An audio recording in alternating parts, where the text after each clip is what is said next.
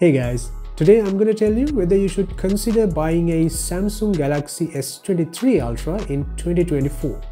And let me tell you this is my own personal phone that I have been using since last year, and I have a lot of things to share in terms of what's it like to own one of these phones. So I'm going to tell you everything that you need to know about this phone throughout this video. First, let's go ahead and take a look at some of the key features you get with this phone. Now, this is a Samsung Ultra phone, which means you get the best of what Samsung can offer for a phone in that particular year. So you get a whole lot of software features on this one.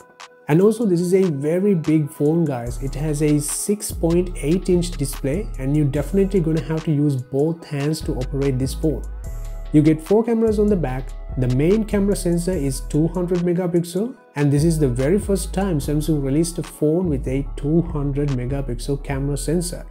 You get the S Pen as usual, thin durable build, and overall when you see this phone in public, you know that this is a very premium Android phone by just the size of it. Now, one of the first things I want to talk in detail is the battery life. When it comes to the battery life, I tested the battery for 2 days straight, and these are the results. So on the first day, I charged the battery to 100% and I set the display resolution to 1080p. I used the phone throughout the day, and by the time the battery percentage was 50%, I had about 5 hours of screen on time, as you see over here. So this means if I use the phone till the battery becomes 0, I should be able to get closer to 10 hours of screen on time theoretically, right? On the second day, once again I charged the phone up to 100%, and this time I set the display resolution to its maximum, which is 1440p. By the time the battery percentage was 50%, I was able to get the same screen on time, which is 5 hours even with the higher resolution. So I guess this screen resolution doesn't affect the battery life all that much, and theoretically again I should be able to get 10 hours of screen on time with maximum resolution if I kept using the phone till the battery percentage becomes 0, which is a very good battery life rating. Now, there are a few things to note about the battery tests I did, guys. So both these days I was at home and I couldn't go outside because of the heavy rain in Sri Lanka, so I kept the phone connected to Wi-Fi all the time and I didn't use mobile data at all. Also, I had the brightness set to somewhere around 15%, which is the usual amount of brightness I personally use with this phone when I'm indoors.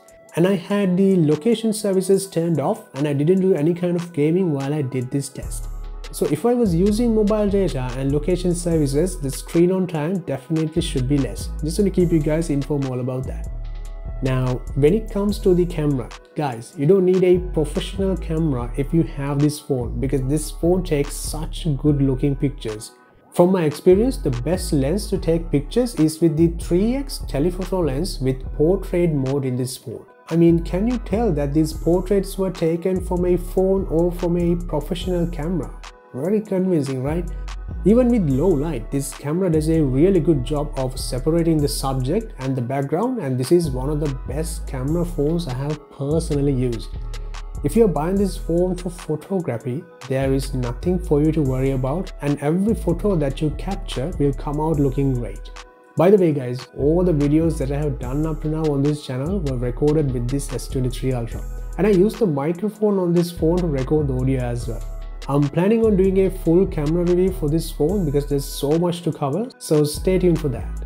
Alright, so when it comes to the overall smoothness of this phone is super snappy and does not lag at all. Snapdragon 8 Gen 2 is a pretty powerful chip, and you get 12 gigs of RAM at the same time. And you have the super snappy Samsung One UI, which makes using this phone such a great experience. The only app that have experienced a slight scroll lag on this phone is the Reddit app, which usually lags on every Android phone because the app is still not optimized. Apart from that, everything works great and you will have a smooth user experience on this phone.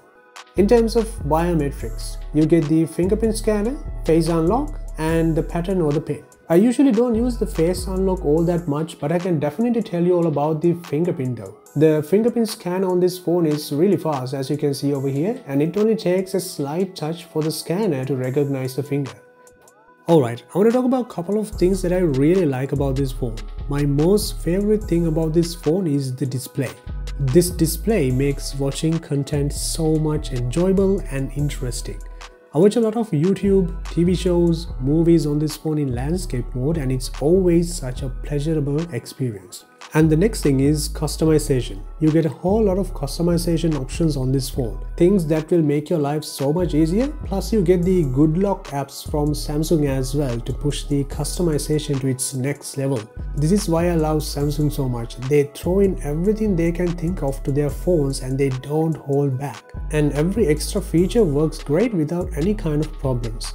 Also, you can take things even further with the S Pen. If you are using the S Pen, it will allow you to experience this phone in a very different and a unique way. This is something that other leading manufacturers simply doesn't offer, but you get that with Samsung. Now, I also want to talk about the things that I don't like about this phone as well. There's only one thing that I don't like about this phone, which is the curved display. I know I just said that I like the display, but hear me out guys.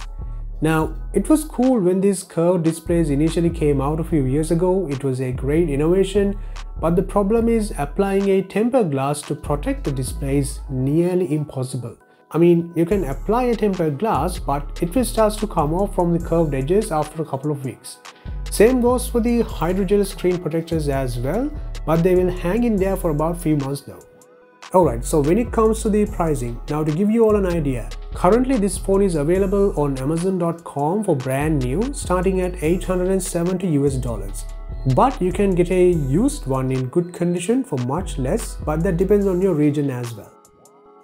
Now, finally, to answer the question, should you buy this Galaxy S23 Ultra in 2024? Well, the answer is both yes and no. If you are getting a good deal for a used one in really good condition, I'd say go for it, buy that.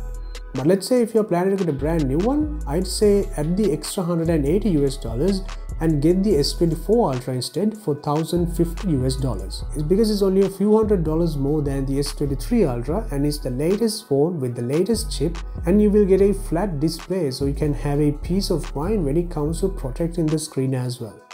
So there you go guys, the S23 Ultra in 2024. Hope you guys enjoyed the video. If you did, please give me a thumbs up and consider hitting that subscribe button guys. It really does help the channel. Thank you very much for watching and I will catch you again in the next one.